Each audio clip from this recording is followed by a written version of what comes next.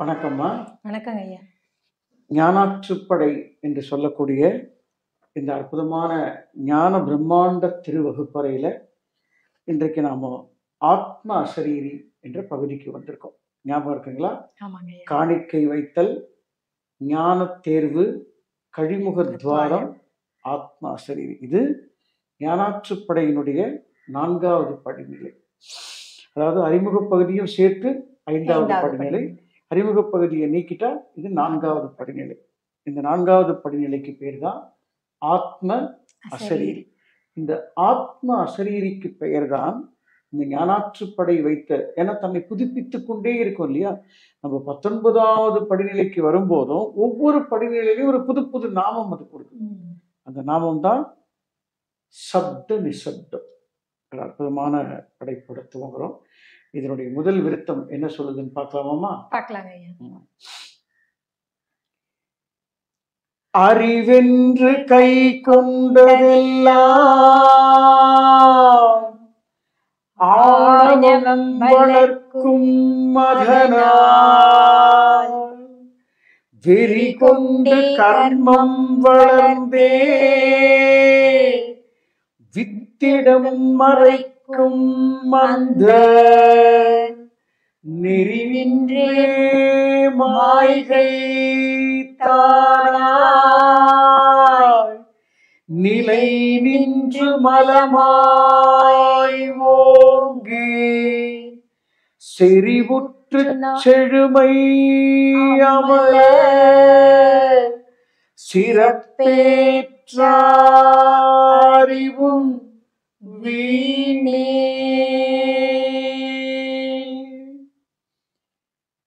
ஆத்ம அசரீரியோடைய முதல் விருத்தம் என்ன சொல்லுதுன்னா, அறிவென்று கை கொண்டதெல்லாம், நீ எதையெல்லாம் அறிவுன்னு சொல்றியோ அது அத்தனையும் ஆணவம். அறிவென்று கை கொண்டதெல்லாம் ஆணவம். அந்த ஆணவம் என்ன பண்ணுது அப்படின்னா, வித்திடம் என்று சொல்லக்கூடிய அந்த மகாஸ்ரீ இருப்பை மறைத்தே வைத்திருக்கிறது. இந்த அறிவால் அந்த மறைப்பு என்று சொல்லக்கூடிய மாயையும், ஆணவம் என்று சொல்லக்கூடிய தன்முனைப்பும், கர்மம் என்று சொல்லக்கூடியதும் உனக்கு வளர்ந்து கொண்டே இருக்கிறது மகனே. மீண்டும் மீண்டும் நீ மலத்திலே சுற்றி கொண்டிருக்கிறாய். மலத்தை தலையில் சுமந்து அதனை மலர் கிரீடம் என்கிறார். இதுதான் உன்னுடைய அறிவு. இந்த அறிவு உனக்கு எந்த விதமான ஞானத்தையும் வழங்காது. செறிவுற்று செழுமை அமல, அந்த அறிவு, அந்த அமலத்தை வழங்காத அறிவு, சிறப்பேற்றாத அறிவும் வீணே என்று இந்த விருத்தம் சொல்றது. புரியுதாமா? அது அப்போ நம்முடைய அறிவெல்லாம் நமக்கு என்ன கொடுத்துருக்கு யோசிச்சு பார்ப்போமா? என்ன அறிவு? நீங்க நல்லா சமைக்கிறீங்க, தப்பு இல்லை, நல்லா. ஏன்னா ஒரு பெண், ஒரு குடும்ப பெண் வீட்டுல நல்லா சமைக்கணும். இப்போ நான் வைப்பது மட்டுமே சாம்பார், நான் வைப்பது மட்டுமே ரசம், என்னால் மட்டுமே இந்த உருளைக்கிழங்கு கறியை சிறப்பா பண்ண முடியும் அப்படின்னா அது சரியாமா? அது சரியில்லை. அப்போ இது இந்த இந்த என்னால் மட்டுமே, இது மட்டுமே, நான் மட்டுமே என்ற இந்த மட்டுமே என்ற வார்த்தை தான் நம்முடைய அறிவாக வளர்ந்து கொண்டே இருக்கிறது. இதை எப்படி நீக்குவது? இந்த ஆத்மா அசரீரி எப்படி கேட்கும்? இந்த இடத்துல நமக்கு ஒரு கேள்வி வரும். இந்த நான் மட்டுமே என்றதை நீக்கிய பிறகு ஆத்மா அசரீரி கேட்குமா, அல்லது ஆத்மா அசரீரி கேட்ட பின்பு இந்த அறிவு நீங்குமா? இது ஒரு நுட்பமான கேள்வி இல்லையா? இதற்கான பதிலை நம்ம தொட்டு தொடர்ந்து பார்க்கலாம். இந்த விருத்தத்தை குறித்து உங்களுடைய கருத்தை கொஞ்சம் பதிவு பண்ணுங்க. அதுதாங்க நீங்க சொல்ற மாதிரி, நான் மட்டுமே சமைப்பேன், என்னோட சமையல் மட்டுமே நல்லா இருக்கு அப்படின்னு சொல்லும் பொழுது, இறைவன் அதுல ஒடுக்கி உங்களை அந்த இறக்குற காலம் வரைக்குமே சமைக்க வச்சு, ஐயோ என்னால முடியாது விட்டுரு விட்டுருன்னு சொல்லி கதற அளவுக்கு கொண்டாந்து விட்டுருவான். ஏன்னா எதையுமே நம்ம பிடிச்சுக்க கூடாது, எதுலையுமே நம்ம ஒடுங்க கூடாது. அந்த ஒடுக்கம் இந்த சமையலை அடுத்தவங்களுக்கு சொல்லி கொடுத்து நீங்களும் இதை பண்ணுங்க அப்படின்னு அவங்களுக்கு வழிவிடும் போது நாம ஒரு ஒரு ஆசிரியராகவும் அப்புறம் அதுல ஒரு நிறைவு கண்டவர்களாகவும் இருப்போம். இப்போ நிறைய சபைகள்ல பாத்தீங்கன்னா, நான் மட்டும்தான் குரு, இதை உனக்கு அடுத்தவனுக்கு சொன்னா உனக்கு ரௌரவ நரகம் வந்து சேரும், என்னை தவிர உனக்கு யாரும் உபதேசம் கொடுக்க கூடாது, நான் மட்டுமே குரு என்று இத்தனை பெரிய ஒடுக்கம். ஒரு சமையல் ஆரம்பிச்சு நம்ம தீட்சைக்கு வந்து இதுதான் உங்களுடைய அறிவு.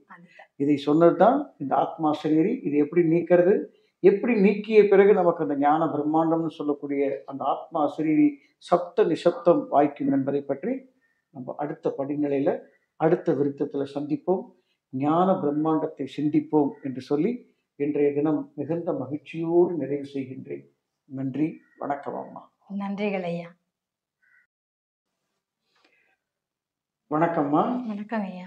சப்த நிசப்தம் என்று சொல்லக்கூடிய ஞானாற்றுப்படையினுடைய 19வது முற்றோதல் வகுப்பறையில நாம் மீண்டும் மீண்டும் சந்தித்து கொண்டிருக்கிறோம். இந்த அற்புதமான ஞான பயணத்துல இன்றைய தினம் ஆத்ம அசரீரி என்று சொல்லக்கூடிய அடுத்த படிநிலையின் 2வது விருத்தத்தை பார்க்க போறோம். அது என்ன சொல்லுதுன்றதை கேட்போமா? கேட்கலாங்க. சரி. உணர்வோங்க அறிவும் ஓங்க ஒவ்வொரு நொடியும் ஞான புணர்வுற்று புனிதம் ஓங்க புதையலாம் நிர்மல இருப்பின் மனம் ஓங்க பிறப்பும் இறப்பும் மறந்த பிரம்மாண்டம் ஓங்க கணம்தோறும் ஓங்கி ஓங்கி காலமாய் ஓங்கும் கருவே.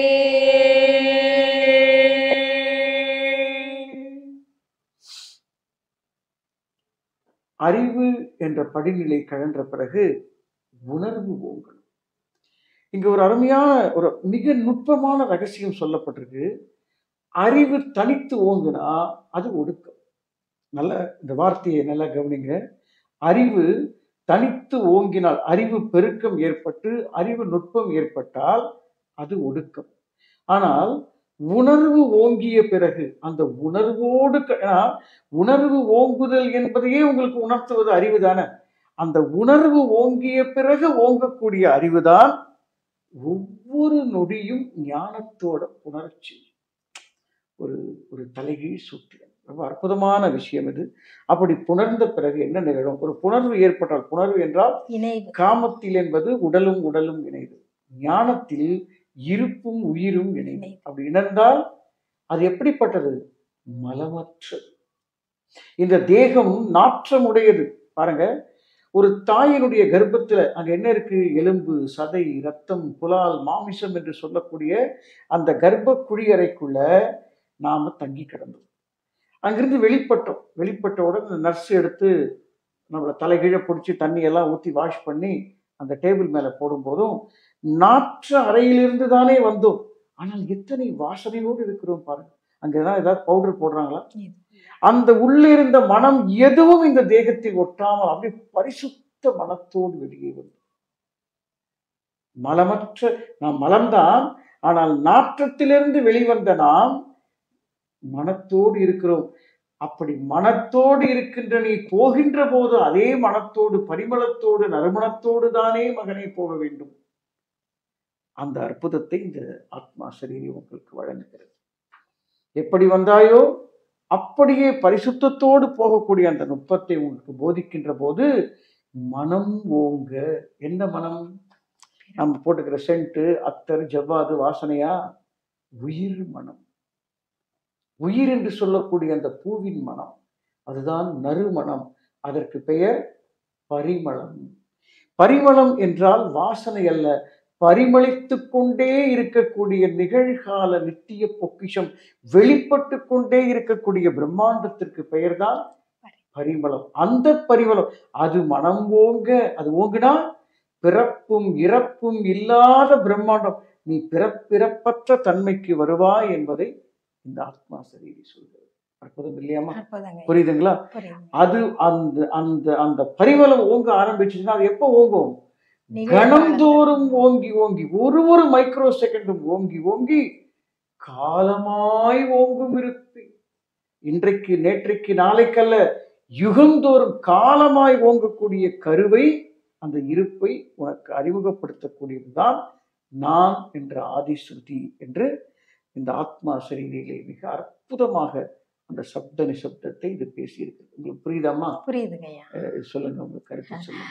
அதான் இந்த சமையல் மேற்கொள்ளே எடுத்துக்கிட்டோம்னா, இப்ப அறிவு தான் நமக்கு வந்து இதை சமைக்கலாம், இப்படி சமைக்கலாம். இப்போ உணர்வு வரும்பொழுது நீ சமைக்கிறதும் சமையல் தான், நான் சமைக்கிறதும் சமையல் தான், எல்லாரும் சமையல் தான் பண்றாங்க. அப்போ எல்லாருமே இறைவனை நோக்கி பயணத்துல தான் இருக்கிறாங்க. நான் மட்டும்தான் ஒரு குரு கிட்ட போய் உட்காந்து நான் கற்றுக்கொண்டது மட்டும்தான் இல்லாம எல்லாரும் அந்த இருப்பை நோக்கி போகக்கூடிய ஒரு கல்வியை கற்கிற ஒரு உணர்வு வரும். இந்த அறிவு பெருக்கத்துலதான் அந்த உணர்வு நிலை வரும். அப்ப இந்த இடத்துல வருகின்ற போது பக்தி தவறுன்னு சொல்ல மாட்டோம், யோகம் தவறுன்னு சொல்ல மாட்டோம், ஞானம் தவறுன்னு சொல்ல மாட்டோம். இல்ல பக்தியில் இருக்கிறவங்க நீ இப்படி பண்றது தப்புன்னு அப்போ எதில் இருக்கக்கூடிய தவறும் கண்ணுக்கு தெரியாமல் எல்லாவற்றிலும் இருக்கக்கூடிய சரி தெரிய ஆரம்பிக்கும். எல்லாம் சரியே என்ற எல்லை தான் ஆத்மா சரி. அற்புதம், அற்புதம். சமைச்சு நல்லா போட்டீங்க. இது எனக்கு மட்டும் போல, இந்த உலகத்துக்கே ஒரு ஞான சமையல, ஒரு அற்புதமான உணவு. இந்த இடத்துலதான் பாத்தீங்கன்னா உங்களுக்கு நமக்கு தெரியாமலே இது பேசியிருக்கோம். இதுதான் அன்னதானம் என்று ஆத்மா சரீரி கடைசியில சொல்லுது. அன்னதானத்தினுடைய சிறப்பை நம்ம அடுத்த விருத்தத்துல பார்ப்போம். ரொம்ப அற்புதமான சமையல் குறிப்போட இந்த ஆத்மா சரீரி இது எப்படி சொல்லியாவது எளிமையா மக்களுக்கு புரிய. ஆமா ஆமா, எந்த விதத்திலேயாவது நம்ம புரிய வைக்க முயற்சி பண்ணுவோம். ஒரு ஞான பிரம்மாண்டம். எல்லோரும் இதை தினம்தோறும் வாசிக்க மீண்டும் மீண்டும் வலியுறுத்தி எல்லாம் அந்த ஞான பிரம்மாண்டத்தை அடைய எல்லோருக்குமான ஆசீர்வாதம் எல்லோருக்கும் கிடைக்கட்டும் என்று சொல்லி இறைவனை மீண்டும் ஒருவரை பிரார்த்தனை செய்து மீண்டும் நாளை ஆத்மா சரீரியின் 3வது விருத்தத்தில் சந்திப்போம். நன்றிகள் அம்மா. நன்றிகள் ஐயா. உலக ஒளி மையம் என்ற ஞான சமஸ்தானத்துல தினம்தோறும் ஞானாற்றுப்படை வகுப்பறையில் நாம் சந்தித்துக் கொண்டிருக்கிறோம். இந்த வகுப்பறையில நம்ம 2 பேர் மட்டும் இல்லை, இதை பார்த்து கொண்டிருக்கக்கூடிய அத்தனை மெய் அடியார்களும் இந்த வகுப்பை நம்ம கலந்துரையாடலாக ஒரு பரிமாற்றமாக எல்லோருக்கானதை நாம் விதித்துக் கொண்டிருக்கிறோம் இல்லையாமா? இன்றைய தினம் 3வது விருத்தமாக, அதாவது ஆத்மா அசரீரி என்று சொல்லக்கூடிய சப்த நிசப்தத்தின் 3வது விருத்தத்தை பார்க்க போறோம். இது ரொம்ப ஒரு, அதாவது கொஞ்சம் படி ஏற ஏற ஏற, இப்போ 1ஆம் கிளாஸ் ஈஸியா இருக்கும், 2ஆம் கிளாஸ் ஈஸியா இருக்கும், அப்படி ஏற ஏற இந்த 10ஆம் கிளாஸ் கஷ்டமா இருக்கும், இந்த மேக்ஸ் எல்லாம். அது மாதிரி இது கொஞ்சம் படி ஏற ஏற கொஞ்சம் புரிதல், அந்த ரிசீவிங் கெப்பாசிட்டி கொஞ்சம் கஷ்டமா இருக்கும். ஏன்னா நம்ம ஒவ்வொரு படிநிலையில் இருக்கோம். எங்கேயாவது சிக்கி கொண்டிருந்தா அது சுத்தமா புரியாது. சிக்கல்ல இருந்து விடுபட முயற்சி பண்றவங்களுக்கு கொஞ்சம் புரிந்தும் புரியாமலும் இருக்கும். ஆனால் அதை புரிந்து கொள்ள முயற்சி பண்ணுவதற்கு சில உளவுகளை நாம் சொல்லி சொல்லி இதை புரிய வைப்போம். இப்போ இந்த 3வது பாட்டு நம்ம போறதுக்கு முன்னாடி இதை நம்ம என்ன சொல்றோம், சப்த நிசப்தம். இதுக்கு பேரு சான்ஸ்கிரிட்ல என்ன சொல்றாங்க, சப்த நிசப்தம் என்பதும் சான்ஸ்கிரிட் தான். அது இன்னும் கொஞ்சம் அழகுபடுத்தினா நாத துவனின்னு சொல்றாங்க. துவனி எப்படின்னா வெளிப்பட்டு கொண்டே இருப்பது, பாருங்க, அதிர்ந்து கொண்டே இருக்கக்கூடிய சப்தத்துக்கு பேரு துவனின்னு சொல்றாங்க. நாத துவனி. இந்த நாத துவனி என்ன பண்ணும்? இந்த நாத துவனி எப்ப கேட்கும் அப்படின்னு கழிமுக துவாரத்துல பார்த்தோம். நிகழ்காலத்துக்கு வந்தா நாத துவனி கேட்கும். நாத துவனி என்று சொல்லக்கூடிய இந்த ஆத்மா அசரீரிதான், ஆதி ஸ்ருதிதான் இறைவனின் அருள் வார்த்தை, இறைவனின் அருள் வாக்கு. நீ குறி ஆடிட்டு சாமி ஆடிட்டு சொல்றதெல்லாம் அருள் வாக்கா? நீ எங்கேயோ ஒடுங்கி போய் உன்னையே கடவுள்னு சொல்லிக்கிற இறைவன் உன்கிட்ட வருவானா? ஒரு மலமாச்சே, நீ ஆணவம் கண்மம் சுமந்த மலம் அல்லவா? உன்னிடத்தில் இறைவன் வருவானா? ஆனால் இந்த உலகம் இன்றைக்கு எத்தனையோ இடத்தில் ஒடுங்கி கிடக்கிறது பாருங்க. அந்த ஒடுக்கத்திலிருந்து மீட்கக்கூடிய ஒரு அற்புதத்தை நாம் இங்கே விதைப்போம். இந்த அடுத்த விருத்தத்தை வாசிக்கலாமா? வாசிக்கலாங்க. இயக்கத்தின் ஒழுங்கை பார்க்க இயங்காத இயக்கம் தோன்றி மயக்கத்தை அறுக்கும் அந்த மந்திர தெளிப்பே ஞான சுயமுற்று சுயமாயதிரும் ஸ்ருதியாதி ஸ்ருதிதான் உன்னை நயமாக்கி நாதன் சபைக்குள் நடுவாக்கும் நாதத்வனியே. அதெல்லாம் இயக்கத்தின் ஒழுங்கு. இந்த பிரபஞ்சம் உங்க விருப்பப்படியோ என் விருப்பப்படியோ இயங்கல். பிரபஞ்சம் மட்டுமல்ல, நம்ம உடம்புல சில உறுப்புகள் இருக்கு. இவர் அனிச்சை செயல்னு சொல்றோம். இப்போ கை இருக்கு, உங்க விருப்பப்படி இயங்கும்.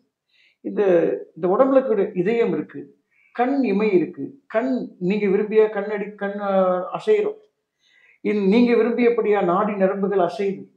இந்த தேகத்தில் இருக்கக்கூடிய அண்டத்தில் இருக்கக்கூடியதெல்லாம் பிண்டத்தில் இருக்குன்னா, பிண்டத்தில் இருக்கக்கூடிய எதுவுமே உங்கள் விருப்பப்படி அசையவில்லை. அப்போ அது ஒழுங்கா தானே அசையும். அது ஒழுங்கா அசையலைன்னா என்ன? நோய், பிணி. அந்த பிணி வருவதற்கான காரணம் இயக்கம் ஒழுங்கற்று போவதால் ஏற்படும். அப்ப இந்த ஒழுங்கு உங்களுக்கு புரியணும்னா நாம வாழ்க்கையில ஒழுக்கமா இருக்கணும். ஒழுக்கம்னா என்ன? இந்த உடல், மனம், உயிர் என்று சொல்லக்கூடிய முப்பொருள் நீ செய்யும் எந்த காரியத்தாலும் அது பாதிக்கப்படக்கூடாது. உடல், மனம், உயிர் உனது எந்த செயலாலும் பாதிப்படையாமல் இருக்கின்றதோ அதற்கு பெயர் ஒழுக்கம். அந்த ஒழுக்கத்தை பழக்கி தருவதற்கு பெயர்தான் இந்த பக்தி, யோகம், ஞானம், ஞான பிரம்மாண்டம் இருப்பு என்று சொல்லக்கூடிய நான் என்று சொல்லக்கூடிய நிலை. இதில் பழகி மேலே வந்தால் இயக்கத்தினுடைய ஒழுங்கு புரியும். இயக்க ஒழுக்கம் அல்ல, இயக்க ஒழுங்கு. ஒழுக்கம் என்பது ஒடுக்கம், ஒழுங்கு என்பது ஓங்குதல். இந்த சூத்திரம் நாம புரிஞ்சுக்க கொஞ்சம் கஷ்டம். இது ஒழுக்கத்துக்கும் ஒழுங்குக்கும் நமக்கு வித்தியாசம் தெரியுது. அந்த ஒழுங்கை நமக்கு, அந்த இயங்காத இயக்கத்தை பார்க்கும்போது அந்த ஒழுங்கு நமக்கு புரியும். அந்த ஒழுங்குதான், அதனுடைய ஒழுங்கிலிருந்து வெளிப்பட்டு கொண்டே இருக்கக்கூடிய அதிர்வுதான், அந்த மந்திர தெளிப்பு தான் சப்த நிசப்தம். இவ்வளவு ஒரு அழகான விளக்கம். அந்த மந்திர தெளிப்பே அதுதான் உன்னுடைய சுயத்தை தூண்டி அந்த சுயத்துக்கு அழைத்து செல்லக்கூடிய. அது ரொம்ப அழகா, அந்த ஸ்ருதி ஆதி ஸ்ருதிதான், அதுதான் அந்த நயமாக்கி, நயம்னா உன்னை அழகாக்கி பக்குவமாக்கி அந்த இறைவனுடைய திருச்சபைக்கு மகாஸ்ரீ இருப்பு என்ற எல்லைக்கு அழைத்து செல்லக்கூடிய நாதத்வனி நடுவாக்கி நாதத்வனியே என்று இந்த ஆத்மாசிரியர் தன்னுடைய வேலை, நான் என்ன செய்வேன் என்று இந்த ஆத்மாசிரியரை போதிக்கிறது. எப்படி? காணிக்கை வைத்தல், ஞான தேர்வு, கழிமுகத்வாரம் கடந்த பிறகு ஆத்மாசிரியனுடைய நிலை, நான் உனக்கு வாய்த்தால் உனக்கு என்னெல்லாம் செய்து தருவேன், தானான இயக்க ஒழுங்குல வந்துடுவேன், உன்னை கொண்டு வந்து நிறுத்துவேன் அப்படின்னு இந்த ஆத்மாசிரியரை சொல்லு. இது உங்களுக்கு புரியுதுங்களாமா? புரியுது. உங்களுடைய புரிதலை இந்த உலகத்துக்கு பதிவு செய்யணும். அந்த ஆத்ம அசரீரி வாய்க்குது அப்படின் பொழுது அதோட அந்த அசரீரினா சப்தம், சப்தமற்ற சப்தம், அது நமக்குள்ள நம்மள ஒரு இயக்கம் பண்ணிக்கிட்டு இருக்கும் பாத்தீங்களா, நம்மளை தூண்டி ஒரு வேலையை செய்ய வச்சுக்கிட்டே இருக்கும். அது தானா அமையும். நாம ஒரு கஷ்டப்பட்டு ஒரு வேலை செய்யணும்னு இல்லாம நம்ம செய்யக்கூடிய வேலை நமக்கானதா இருக்கும், தனக்கானதா அது அமைத்துக் கொள்ளும். அது இகத்திலும் சரி பரத்திலும் சரி, வாழ்க்கையில் இருக்கிற எல்லா பிரச்சனைகளும், துன்பங்களுக்கும், துயரங்களுக்கும் ஒரே தீர்வாக இது அமைஞ்சிடும். அந்த ஆட்டோமேட்டிக்லின்னு சொல்லுவாங்க. அது நம்ம ஃபிக்ஸ் பண்ணப்பட்ட ஒரு. இத பேசிட்டு இருக்கும்போது ஒரு சின்ன விஷயம் ஞாபகப்படுத்துறேன். நம்ம இயற்கையோட இணைந்து இருக்கணும். நமக்கு ஒரு பிரச்சனை இருக்குல்ல, நமக்கு நிறைய தான் இருக்குது. நம்மளுடைய பிரச்சனை என்ன? நமக்கு வீடு. சோ இது நம்முடைய பிரச்சனையை அந்த இருப்பிடம் ஒப்படைத்தால் நமக்கான தீர்வை அவன் எழுதி, இது எதை நமக்கு அவன் வழங்குவான். நம்ம அந்த ஞானாற்றுப்படையினுடைய ஒரு ஸ்லோகம் சொல்லும் போது ஒரு வார்த்தை சொல்வோம், சகலமும் சித்தி பெறும், சரியானது அமையும். அந்த சரியானதை அமைத்து கொடுப்பதுதான் இந்த அற்புதம். ஸோ நம்மளுடைய பிரச்சனையை இந்த மக்கள் பொது மன்றத்துல ஐயா இறைவா இது உன்னுடையது என்று ஒப்படைத்து அடுத்தது சொல்லுங்க. நல்லதுங்கய்யா. அதான் அந்த தானான இந்த இயக்க ஒழுங்குக்கு வர்றதுக்கு தான் இந்த ஆத்ம அசரீரி நமக்கு துணை புரியுது. ஒரு விஷயத்தை பார்க்கும்பொழுது நம்ம செய்யறது சரியா அப்படிங்கிற அந்த நினைப்பே இருக்கக்கூடாது. அற்புதம். அந்த நினைப்பு வந்தாதான் இது சரியில்லை, தவறுன்னு ஒண்ணு இருக்குங்கிறது நம்ம மைண்டுக்குள்ள போகும். எல்லாம் சரியே அந்த நிலையில நம்ம பயணப்படும் பொழுது நமக்கானது வாய்க்க பெற்று நமக்கு அல்லாதது துறக்க பெறும். அதுதான் அற்புதம். இந்த ஆத்மா சரீரி நமக்கு வழங்குறது. நமக்கு அல்லாததை அது விளக்கி வைக்கக்கூடிய அற்புதத்தை இந்த ஆத்மா சரீரி வழங்கும் என்று இந்த ஞானாற்றுப்படை வகுப்பறைகள் பரிமாறிக்கொண்டோம். ஒரு சின்ன சின்ன சின்ன சின்ன விஷயங்கள் நம்மை பெரிதுபடுத்தும் என்ற நம்பிக்கையில் நாளை அடுத்த வகுப்பிலே சந்திப்போம். மிகுந்த மகிழ்ச்சியோடு ஆத்மா சரீரியின் அடுத்த படிநிலையை நோக்கி பயணிப்போம். நன்றிகள் அம்மா. நன்றிகள் ஐயா. ஞானாற்றுப்படை என்று சொல்லக்கூடிய ஓங்குதலுக்கான ஞான பிரம்மாண்ட திருநூல், ஒரு அற்புதமான இந்த படைப்புல, இந்த ஞானாற்றுப்படை வகுப்பறையில சப்த நிசப்தம் என்ற தலைப்போட நாம 19வது முறை முற்றோதல் பயணம் மேற்கொண்டிருக்கோம். இதுல ஆத்ம அசரீரி என்ற எல்லைக்கு வந்திருக்கோம். இப்போ நம்மளுடைய தேகம், இந்த உடம்பு என்னன்னு சொல்றோம்? ஆணவம், கண்மம், மாயை என்று சொல்லக்கூடிய மலத்தால் உருவாக்கப்பட்டதுதான் இந்த உடல், மனம், உயிர். அப்போ இது ஒரு மலம் தானே. அப்போ இந்த மலத்தை எது வாசனை பொருளாக மாற்றும்? எது இப்போ இது மலம்னு தெரிஞ்சு போச்சு, இந்த மலத்தை உங்களால சாப்பிட முடியுமா? உண்ண முடியுமா? முடியாது. அப்போ இந்த மலத்தையே மணக்கின்ற பொருளாக மாற்றி விருந்துக்கு இணையாய் மாற்றக்கூடிய ஒரு பொருள், ஒரு இலையை பரிமாறி அதுல மலம் வச்சா எப்படி சாப்பிட முடியாதோ, ஆனால் அந்த மலத்தையே விருந்துக்கு இணையாக ஒரு பொருள் மாற்றி தருதுன்னா அது எப்பேற்பட்ட பொருளா இருக்கும், எப்பேற்பட்ட அருளா இருக்கும், எப்பேற்பட்ட அதிர்வாக இருக்கும். அதை அதை இந்த உன் வாழ்க்கையில உனக்கு ஒரு துன்பம் வருது. ஒரு நண்பர் ஒருத்தர் பேசிட்டு இருந்தாரு, இப்பதான் அதுக்கு ஒரு விஷயம். என்னுடைய மனைவி வந்து 1/4 பவுன் நகை கேட்குறாங்க அப்படின்னு சொன்னாங்க. நல்லது, 1/4 பவுன் என்னால் வாங்கி தர முடியல, என்கிட்ட பணம் இல்லை. உண்மைதான். அப்போ அதாவது அவர்களுக்கு வாங்கித்தர மறுத்தாலோ அல்லது வாங்கித்தர முடியாது என்ற எண்ணம் உனக்குள் அதிகமாக படிந்தாலோ இந்த பிரபஞ்சம் உனக்கு என்ன தேர்வு வைக்கும்னா, உன்னால 1/4 பவுன் இல்லை, நீ உனக்கு 10 பவுனுக்கான செலவு அது கொண்டு வைக்கும். ஏன் அப்படின்னா உன்னுடைய இயலாமையை அது மேலும் இயலாமையாக மாற்றி தருவே தவிர இருப்பினுடைய இடத்திற்கு உன்னை அழைத்து செல்லவே செல்லாது. முதலில் நாம் தெரிந்து கொள்ள வேண்டிய செய்தி என்னவென்றால், நமக்கு பணம் வருவதற்கு ஒரு அற்புதமான சூத்திரத்தை இந்த ஆத்மாசிரியர் சொல்கிறது. உங்களுக்கு ஒரு பணம் வருவதற்கான சூத்திரம் என்னன்னா, உங்களுக்கு ஒரு செலவு வருதுன்னு கொடுத்து பழகணும். இல்லை, உங்களுக்கு ஒரு செலவு வருதுன்னு, கொடுத்து பழகிறது ஒரு நிலை. உங்களுக்கு ஒரு செலவு வருதுன்னு வச்சுக்கோங்க, அந்த செலவை, அது மருத்துவ செலவாக இருந்தாலும் இல்லை மனைவிக்கு செலவாக இருந்தாலும், அந்த செலவை மகிழ்ச்சியோடு செய்தால், துன்பம் இல்லாமல், விரக்தி இல்லாமல், ஆனந்தமாக செய்தால் பின்னாடி ஒரு இக்கட்டு உனக்கு வரவே வராது. உனக்கு ஒரு அந்த செயல் வினை குற்றமாக மாறவே மாறாது. அந்த பணம் வந்து கொண்டே இருப்பதற்கான ஒரு அற்புதமான ரகசியம், உனக்கு வரக்கூடிய செலவை மகிழ்ச்சியாக செய்ய வேண்டும் என்ற ஒரு சூத்திரத்தை இது. அதாவது மலத்தை, செலவு என்பது மலம் என்றால் அந்த மலத்தையே உனக்கு விருந்தா மாற்றிட்டு மகிழ்ச்சியோட செய்யும் பொழுது அது மனமாகிறது. எப்படி அது செய்து பாருங்க. நாதாந்த அதிர்வே மலத்தின் நாற்றத்தை போக்கி மணக்கும். பாருங்க, நம்ம என்ன சொன்னோம்? இந்த நாதாந்த அதிர்வு தான் இந்த மலத்தினுடைய மனத்தையே போகுது. இந்த மலத்தினுடைய மனம் எப்படிப்பட்டது? எவ்வளவு கீழ்மைத்தனமானது. அதை போக்கி மணக்கின்ற பாருங்க. நாதாந்த அதிர்வே மலத்தின் நாற்றத்தை போக்கி மணக்கும் வேதாந்த அருளை நிரப்பி விரிவண்ட பொருளாய் மாற்றி போதாந்தம் புகட்டும் நொடியுள் பொங்கியே பொங்கி வழியும் ஆதார வைப்பின் நிதிதான் ஆத்ம அசரீரி பொழிவே. நாம் இப்ப என்ன பேசணுமோ அதை மிக தெளிவாக சொல்லியிருப்பார். அதாவது பொங்கியே பொங்கி வழியும், அது 1/4 பவுன் அல்ல, 1/4 கோடி பவுனை உங்களுக்கு கொண்டு வந்து சேர்க்கக்கூடியதை மகிழ்ச்சியாக.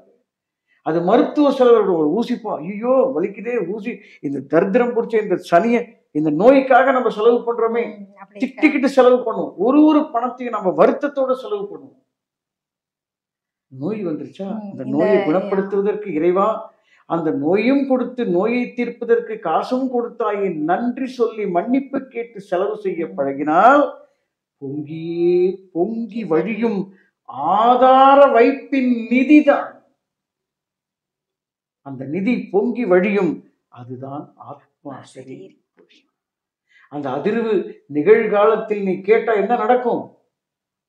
உன்னுடைய இல்லற வாழ்க்கை, இகப்பர வாழ்க்கை அத்தனைக்குமான விடையை இந்த ஆத்மா சரீரி எவ்வளவு மிக சிறப்பாக சொல்லி இருக்கிறது. நீங்க ஏதாவது பவுன் கேட்டிருக்கீங்களாமா? நான் கேட்டிருக்கேன். அது எனக்கு நிறைய குடுத்தம் இருக்குங்க ஐயா. அற்புதம், அற்புதம், நிறைய அற்புதம், குடுத்தம் அற்புதம். இருக்கு. எல்லாருக்குமே இதுதான் நம்ம சொல்ல வரும். இப்ப பாத்தீங்கன்னா அந்த ஆதாரன்றது நமக்கு புரிய போறது இல்ல. ம். ஏற்கனவே நமக்கான வைப்பு ஒரு இடத்துல இருக்கு. இருக்கு. அந்த அசரீரி தான் நமக்குள்ள இயக்கமா வர சொல்லி சொல்லுது. அது புரிஞ்சிக்காம நம்ம விளக்கும் பொழுது அந்த வைப்பு, அந்த டெபாசிட்டோட அளவே உங்களுக்கு வந்து இல்லாம போயிடும். அற்புதம், அற்புதம். அதுதான் இந்த நமக்கு ஒரு டெபாசிட் இருக்கு. இருக்குன்றத அறிவுறுத்துவதே இந்த இந்த ஆத்மா ஆத்மா சரீரி. சரீரி தான். சோ எல்லாரும் எஃப்டியோட பிறந்திருக்கோம். கண்டிப்பா. அற்புதம், அற்புதம். இந்த அற்புதமான தகவலோடு நாம் ஆத்மா சரீரினுடைய அடுத்த படிநிலைக்கு இது வேற என்ன சொல்லுது? ஏன்னா நம்ம ஒரு வாழ்க்கையை பத்தி உடனே காசு பணம் அப்படின்றது இல்லாம அதை தாண்டி அந்த இருப்பினுடைய எல்லைக்கு எப்படி அழைத்து செல்லுது அப்படின்ற விஷயத்த நம்ம அடுத்த விருத்தத்துல பார்க்கலாம். தொடர்ந்து ஞானாற்றுப்படை வகுப்பறையில் இணைந்திருங்கள் என்று சொல்லி மீண்டும் நன்றியும் வணக்கத்தையும் சமர்ப்பணம் செய்கிறேன். நன்றிகள் அம்மா. நன்றிகள் ஐயா. ஞானாற்றுப்படையினுடைய அற்புதமான வகுப்பறையில நாம மீண்டும் மீண்டும் சந்திக்கிறோம். இப்படி சந்திக்க வைக்கிறதுக்கே இறைவனுக்கு முதல்ல நாம நன்றி தெரிவிச்சுட்டு இன்றைய பாடத்தை நம்ம பார்க்கலாமா? சரிங்க ஐயா. இந்த ஞானாற்றுப்படை வகுப்பறைக்கு இறைவன் வைத்த ஒரு அற்புதமான, அதாவது தன்னைத்தானே புதுப்பித்து வைத்துக் கொண்ட பெயர் தான் சப்த நிசப்தம். அதுக்கு பேரு ஆதிஸ்ருதி, ஆத்மா அசரீரியை நோக்கிய பயணம். இப்போ நீங்க நம்ம நேற்றைய தினங்கள்ல அல்லது நேற்றைய பதிவுகள்ல சமையல் பத்தி பேசுனீங்க. இன்றைக்கு நிறைய ஞானிகள் வந்து அன்னதானத்தை வலியுறுத்திருக்காங்க. எல்லாருக்கும் சாப்பாடு போடுங்க, ஜீவகாருண்யம், அன்னதானம் பண்ணுங்க, தப்பு இல்லை. ஆனா ஆத்மா அசரீரின்னு சொல்லக்கூடிய இந்த ஞானாற்றுப்படை எதை அன்னதானம் என்று முன்மொழிகிறது? அது ரொம்ப முக்கியமான விஷயம் இல்லைங்களா? இப்ப நாம ஒண்ணு சாப்பிடணும். ஏன் ஞானிகள் அன்னதானத்தை பிரதானப்படுத்தினார்கள் அப்படிங்கிறத நாம தெரிஞ்சுக்கணும். ஒவ்வொரு உயிர் துளிகளுக்கும் 7 விதமான அவத்தைகள் இருக்கு. தூக்கம், துக்கம், அப்புறம் காமம், மோகம், இப்படி பசி, தாகம், இப்படி 7 விதமான அவத்தைகள் இருக்கு. இந்த 7 விதமான அவத்தைகள்ல சில அவத்தைகளை உங்களால நீக்க முடியாது. அப்படி நீக்கக்கூடிய ஒரு அவத்தை பசி. ஒருத்தர் பசியோட வந்திருக்காரு அப்படின்னா சாப்பாடு போடுங்க, ஒன்றும் தப்பு இல்லை. ஆனால் சாப்பாடு மட்டுமே பிரதானப்படுத்தக்கூடாது. அதுதான் இந்த ஞானாற்றுப்படை. அன்னதானம் தவறில்லை, ஆனால் அன்னதானம் மட்டுமே பிரதானம் இல்லை. ஏனென்றால் நீ இந்த அன்னதானத்தை உண்டு கொண்டே இருந்தால் நான் உனக்கு வழங்கும் அன்னதானம் நீ உண்ணாமலே போய்விடுவாய். அப்போ இந்த ஆத்மா சரீரி என்ன தானம் வழங்குது? ஒரு உயிருக்கு உற்ற உணவு. இந்த தானம்லாம் என்ன? உடலுக்கு உற்ற உணவு. அப்ப உயிருக்கு உற்ற உணவை பாருங்க, ஒரு அழகா சொல்லுது. அந்த ஆத்மா அசரீரி, அதாவது சப்த நிசப்தத்தை உண்ட பின்தான், அசரீரி உண்ட பின்தான் அசராமல் ஆதிச்சபைக்கு. ஒண்ணும் இல்லை, உங்க வீட்டுல இருந்து எங்க வீட்டுக்கு வரணும்னா நல்லா சாப்பிட்டு தெம்பா வரணும், அசராமல் நடந்து வரணும். அப்போ இந்த உடல் உணவு உண்ட பிறகுதான் நமக்கு சக்தி வந்து அங்கிருந்து இங்க மூவ் பண்றோம். அப்போ ஆதிச்சபைக்கு போனோம்னா அவருடைய உயிருக்கு உற்ற உணவு, அந்த ஜீவ உணவு சொல்றாரு பாருங்க. அசரீரி உண்ட பின்தான் அசராமல் ஆதிச்சபைக்கு வசமாகும் வரங்கள் அமையும் வந்ததன் ஜென்மலாபம் நிஜமாகும் மகனே. நிறைவுதான் ஆத்ம இறையின் அசரீரியாகும் மகனை அணுகினால் அனைத்தும் உனதே. அந்த உணவுதான், அந்த அசரீரி என்கின்ற உணவை உண்ட பின் தான் நீ ஆதி சபைக்கு நடந்து செல்வதற்கான சக்தி உனக்கு வழங்கப்படும். அது மட்டுமா, நீ இந்த பூமிக்கு வந்ததற்கான ஜென்ம லாபம், பிறவி பயனே அதுதான் ராஜா. நீ பிறந்ததுக்கான காரணமே அதுதான். அதுதான் நிஜம். அதுதான் உன்னை நிறைவாக்கி அந்த இறைவனுடைய திருச்சபைக்கு அழைத்து செல்லும். அந்த அசரீரியை உண்டால் அனைத்தும் உனது.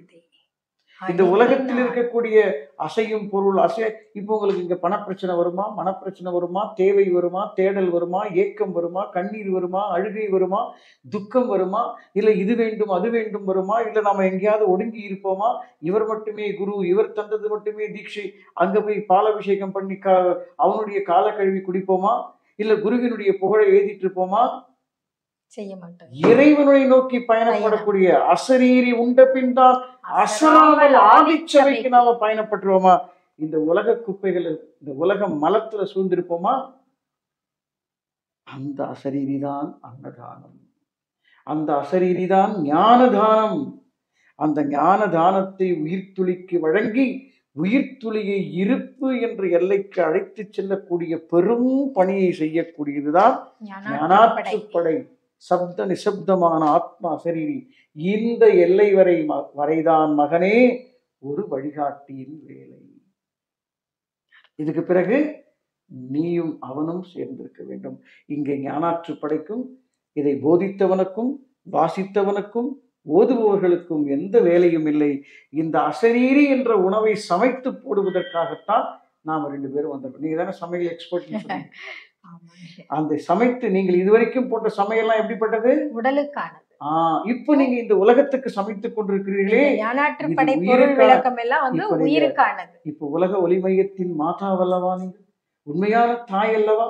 ஒரு குழந்தை பசியோடு ஒரு உயிர்ப்போடு இருக்கின்ற போது அந்த உயிருக்கு கொடுக்கின்ற உணவை கொடுக்கக்கூடிய நீங்கள் அந்த இறைவனுடைய மாதாவாக, அன்னையாக இந்த உலகத்திலே உலக ஒளி மையத்தின் தாயாக இறைவன் உங்களை இந்த ஆசனத்தில் அமர வைத்து அந்த உணவை பரிமாற சொல்லுகிறார். அப்பேற்பட்ட உணவை இந்த உலகத்திற்கு பரிமாறுங்கள். கண்டிப்பாங்க ஐயா, இது ஒரு பெரிய பாக்கியம்.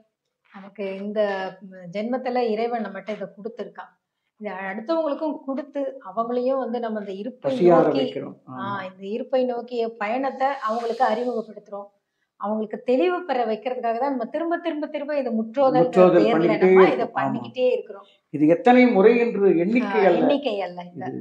தொடர்ந்து இந்த பயணத்திற்கு இறைவன் நம்மளை தயார்படுத்தட்டும். இதில் எல்லோரும் வாருங்கள். இதை பார்த்து கொண்டிருக்கக்கூடிய அன்பர்கள் எல்லோரும் வந்து இந்த முற்றோதலிலே கலந்து கொள்ளுங்கள் என்று சொல்லுகிறோம். மீண்டும் ஒரு முறை உலக ஒளி மையம் ஞான சமஸ்தானம் 9952014440 என்ற எண்ணை தொடர்பு கொள்ளுங்கள்.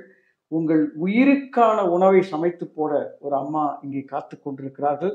இது வெறும் உடலுக்கான உணவு அல்ல, சத்தியமான அன்னதானத்தை, ஞான தானத்தை உலக ஒளி மையம் உங்களுக்கு வழங்கி கொண்டிருக்கிறது என்று சொல்லி மீண்டும் அடுத்த படிநிலை. இது ரொம்ப விசேஷமான படிநிலை. இங்கே விளக்கங்கள் தேவையில்லை, இங்கே போதனை தேவையில்லை, இங்கே நாம் நம்மை பற்றியோ யாரை பற்றியோ எதுவும் தேவையில்லை. இருப்பை பற்றி மட்டுமே பாடும் ஒரு அற்புத நிலை மகாஸ்ரீ இருப்பு நிலை. அதாவது காணிக்கை வைத்தல், ஞான தேர்வு, கழிமுகத்வாரம், ஆத்மா அசரீரி, மகாஸ்ரீ இருப்பு நிலை. இந்த ஆத்மா அசரீரி என்ற அன்னதானம் உண்ட பிறகு நல்ல தைரியத்தோட அந்த அற்புதமான இடத்துக்கு நாம பயணிப்போம் என்று சொல்லி மகாஸ்ரீ இருப்பு நிலையை நோக்கி ஞானாற்றுப்படை அழைத்து செல்கிறது. மீண்டும் அடுத்த ஞானாற்றுப்படை வகுப்பறையில் சந்திப்போம். நன்றிகளும் வணக்கங்களும். நன்றிகள் ஐயா, நன்றி.